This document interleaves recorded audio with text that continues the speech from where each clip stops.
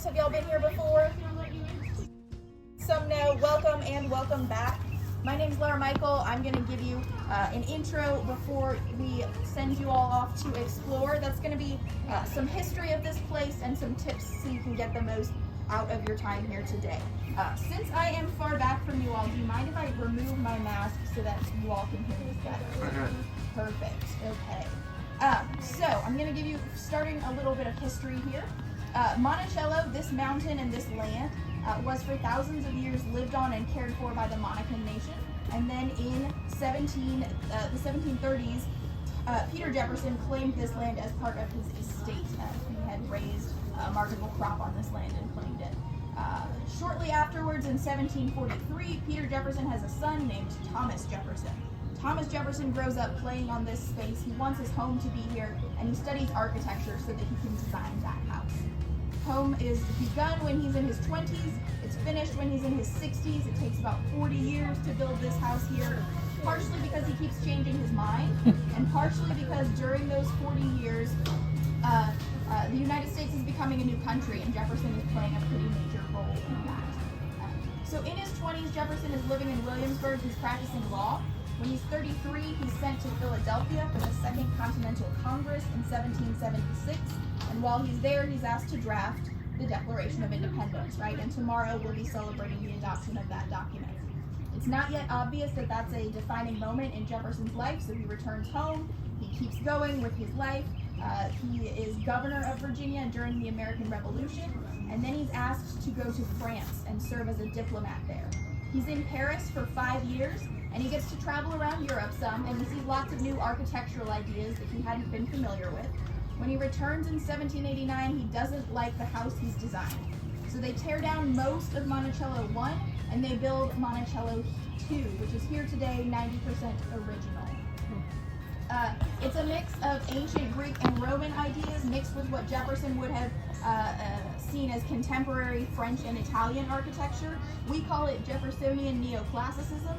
It's basically fake it till you make it, because the United States was not a strong country at its start. We did not know how 13 states were going to function as one nation. We weren't sure it was going to work. And Jefferson said, we can have some strong looking architecture to help us look legitimate while we figure out how this is going to go. So, he also finds out he's been asked to serve in the federal government. He serves as our nation's first Secretary of State, second Vice President, and third President. And in 1809, he finally retires from what he calls the dreaded occupation of politics.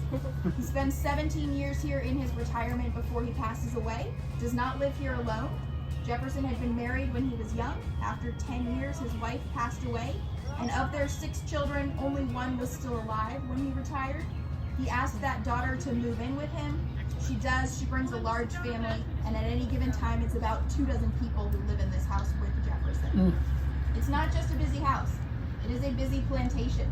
Monticello was about 5,000 acres, and at any given time, about 130 enslaved people were living here on this property, working for Jefferson. This is, of course, the central paradox of Jefferson's life, is that he is famous for writing, all men are created equal, and over the course of his life, he enslaved over 600 human beings. So here at Monticello, it's families like the Fawcett's, the Gillettes, the Hugheses, the Hearns, the Grangers, and the Hemmingses, who are working the fields in the distance, who are working on Mulberry Row as skilled craftspeople, and who are working in the house as chefs and ladies' maids and butlers and personal attendants. Of those names that I've just listed, the Hemmings name is probably the most famous. They're the largest family, free or enslaved, to call Monticello home. About 5 generations of Hemmingses were enslaved here. Most famous, though, is Sally Hemings, who had a rare opportunity to negotiate for the future freedom of her potential children. She does that. She goes on to have at least 6 children with Thomas Jefferson, and of those children, 4 survive to adulthood and are eventually freed. Sally Hemings is able to give her family about a 50-year head start on emancipation here in the United States. So when we talk about Monticello, we are talking about a big place with lots of stories and many great American families who lived here. And you have lots of different ways to interact with those stories today. You can explore Mulberry Row, which was the main street of the plantation. the 1,000-foot vegetable garden, the west lawn, and the flower gardens are all open to you all. We also have some stations. So there's a family station behind you here that focuses on storytelling. There's also a station for gardens and grounds and one about slavery here at Monticello. Those are on the west lawn. There's also a tent where you can meet Thomas Jefferson as portrayed by Bill Barker, who's our first person interpreter. He'll be there at 11, 12, 2, and 3 today. And then for those of you who want to go into the house, we'll send you in just a moment. We're going to send you in traveling groups so that you all can appropriately distance from others for everyone's safety. It's pretty easy. We'll send you in. Guides will open and close doors for you, answer questions, and get you headed in the right direction. You can either pull up a self-guided tour on your smartphone, or you can use a guidebook, and guides inside will help you do either of those. It is a 250-year-old house, so we ask that you not lean on the structure or touch the objects, and that you don't eat, drink, or chew gum inside. Just keep any beverages that you have, just keep the caps on them while you're inside.